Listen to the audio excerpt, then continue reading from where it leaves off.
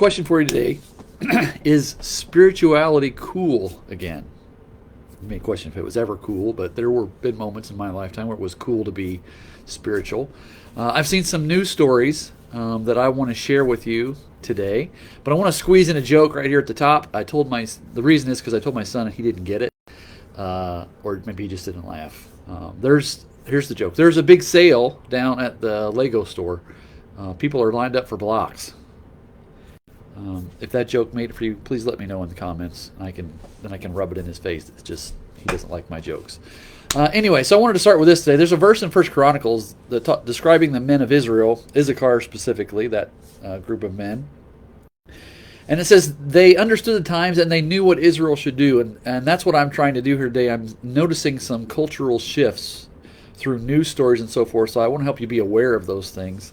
For the last couple days, Tuesday and last week, I talked about this Damar Hamlin, the football player, and all of a sudden the social media push for prayer, and just commenting on that. But there's some other things that I've seen, and I think this may be more than just Damar Hamlin. He might just be a symptom of what was going on. So I'm going to give you three news stories, and you can look at the links in the description for this video. The first one was of a Sam's Club store. Somebody was playing, you know how they have the piano displays sit out there. Somebody was playing it, and a whole bunch of people standing there waiting in line started worshiping. I watched that one a few times. That might have been a setup. Nevertheless, it doesn't happen very often. The second thing was the rapper Eminem. You may be familiar with his work. There's an idea for, I forget who it was, but he was rapping Christian lyrics. So I went and read the lyrics, and yeah, there's some spirituality to them. We could define it that way. And of course, that song reached number one. I don't know if it was in the Christian charts or regular Billboard charts, whatever it was. But I thought that's kind of an interesting change, at least for him. The third story I wanted to tell you about was another rapper, a female rapper from the Middle East or India or somewhere, who claimed to have a vision of Jesus and now calls herself a follower of Christ.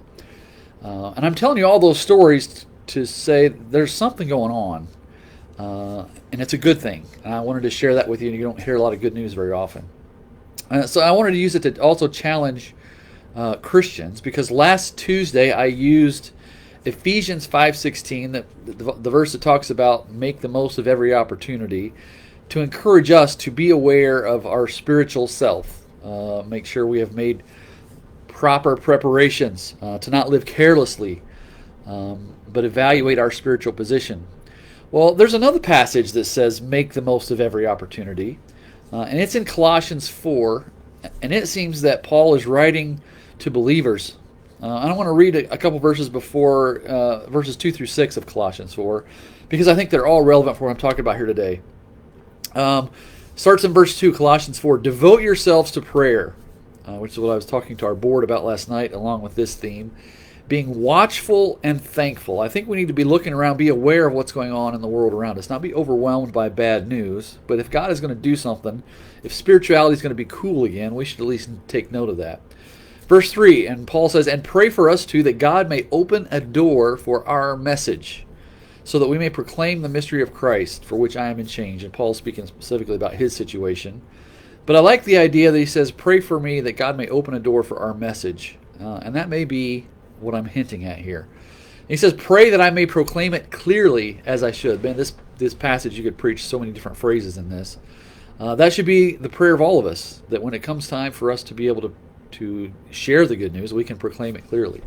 The next verse, verse 5, he says, be wise in the way you act toward outsiders. Make the most of every opportunity. That's what I told us, the reason we're at this verse. And he says, let your conversation be always full of grace, seasoned with salt, so that you may know how to answer everyone. So that's what I'm trying to get at today, is we have to be ready when culture shifts and all of a sudden spirituality is cool and people are able to hear spiritual things. We need to be able to seize on those moments when people are awake and alert to them. Peter wrote in 1 Peter 3:15, always be prepared to give an answer to everyone who asks you to give the reason for the hope that you have. So let me challenge you with that today. If God is truly doing something, notice it first of all, understand the times. Secondly, prepare for it.